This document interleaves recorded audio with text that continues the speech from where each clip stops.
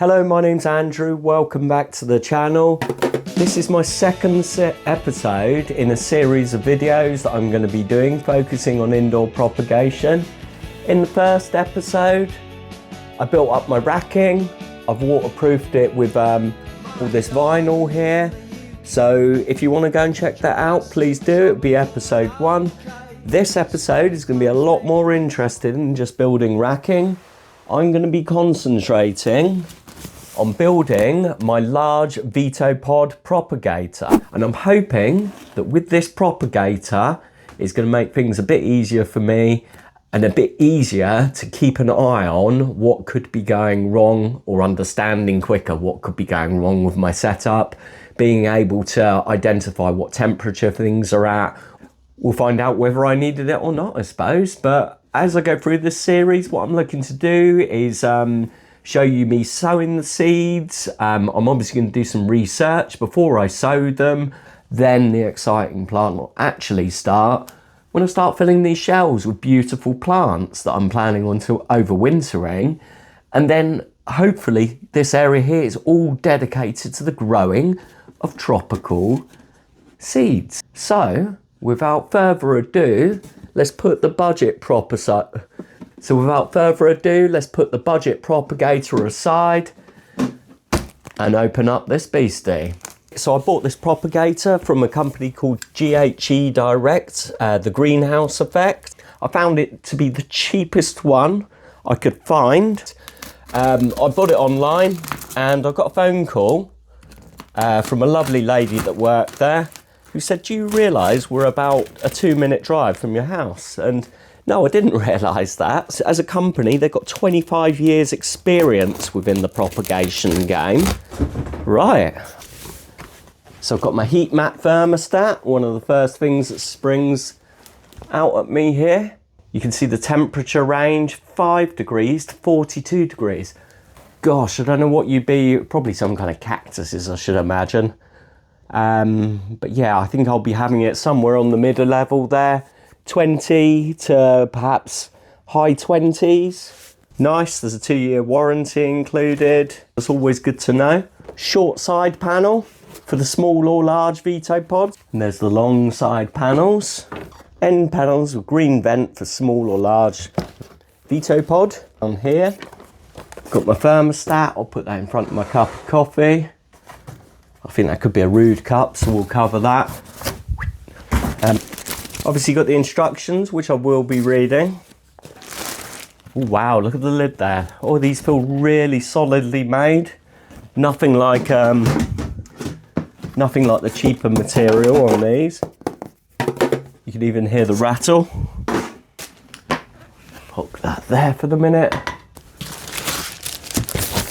And another one.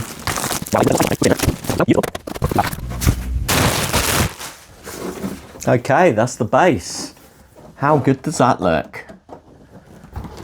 The first thing that strikes me about this Veto Pod, it feels really well made, substantial. This came with a second box as well.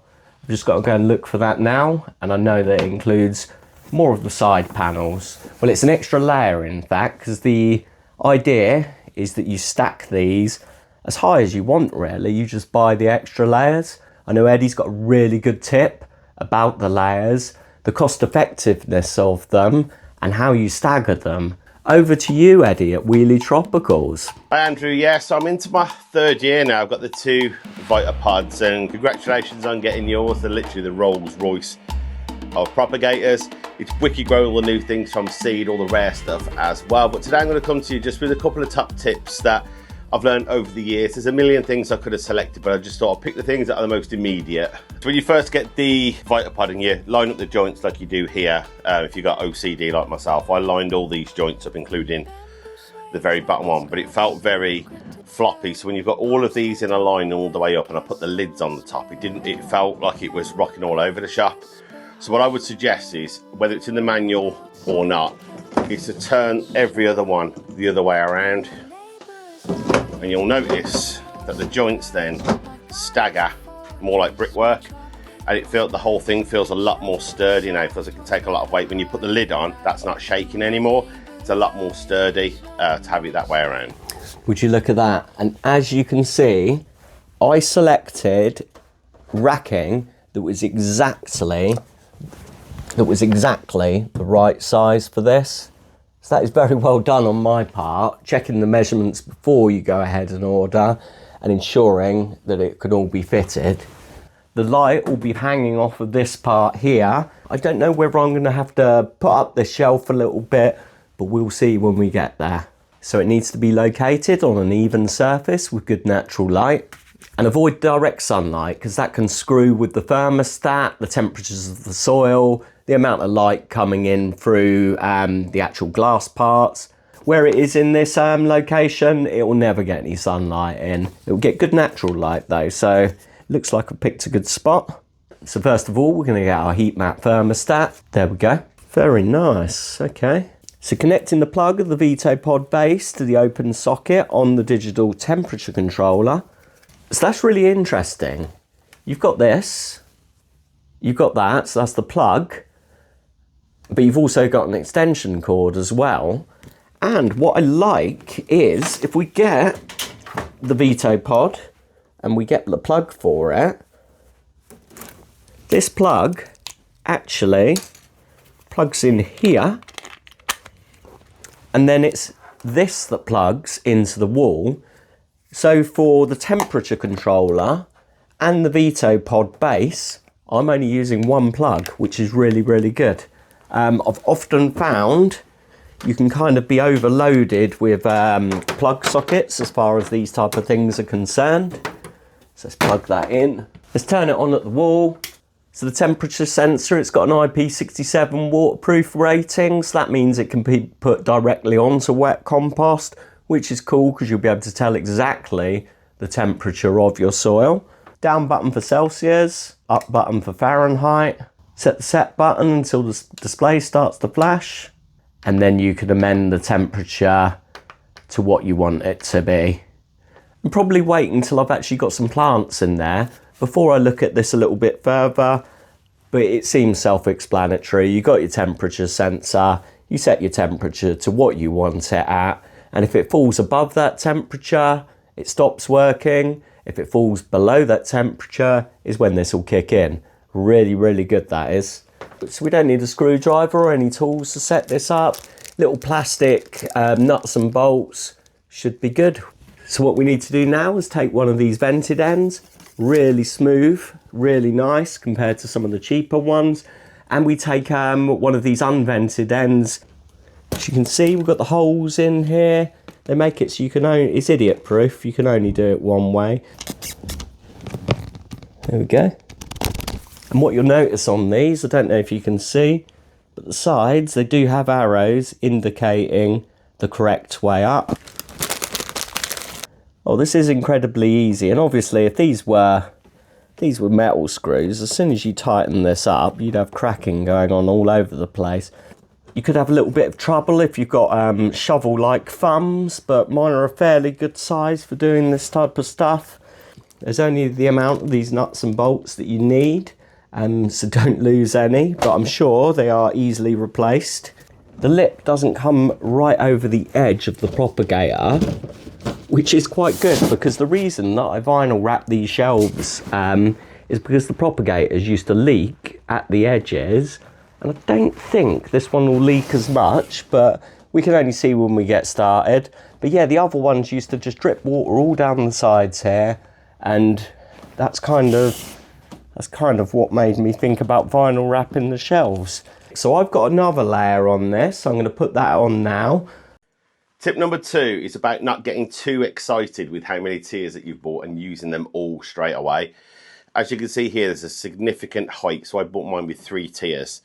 And when I first built it, I put it on, put the lids on. But you can see down here that the seeds that are in the trays, they're probably about the same level as the first tier. I mean, it's far easier and cheaper as well to run it at the level that you need rather than putting all of them up straight away.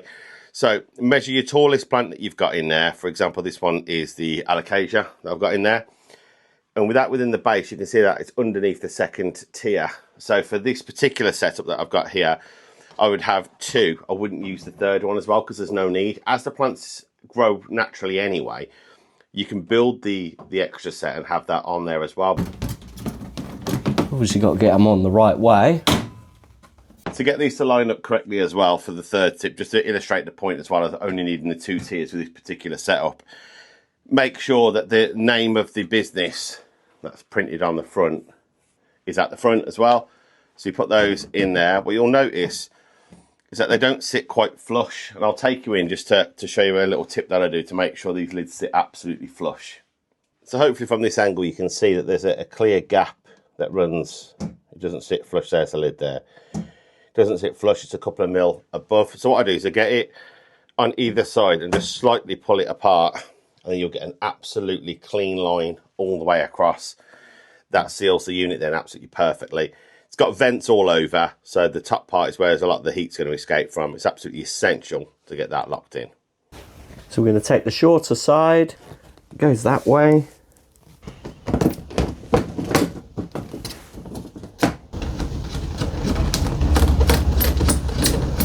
Hopefully it'll pick that up on the camera, but you can see there's some significant staining. You can also see all the little circles of where the previous like little plant pots and stuff were. I'm not sure if that's from leaching from nutrients and things and then burning in, but I've actually cleaned that with like a magic sponge and it just does not come off.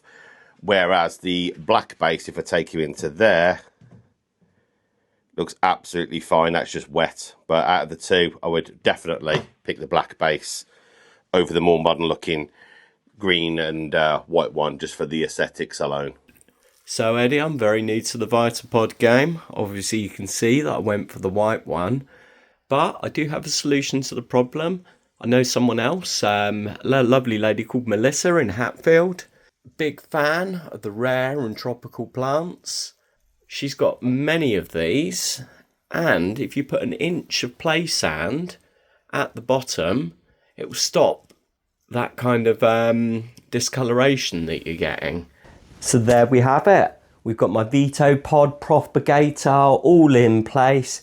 It's got, what I'm really impressed with is the amount of these airflow little thingies, the airflow caps that you can turn. You've got them all on the sides here.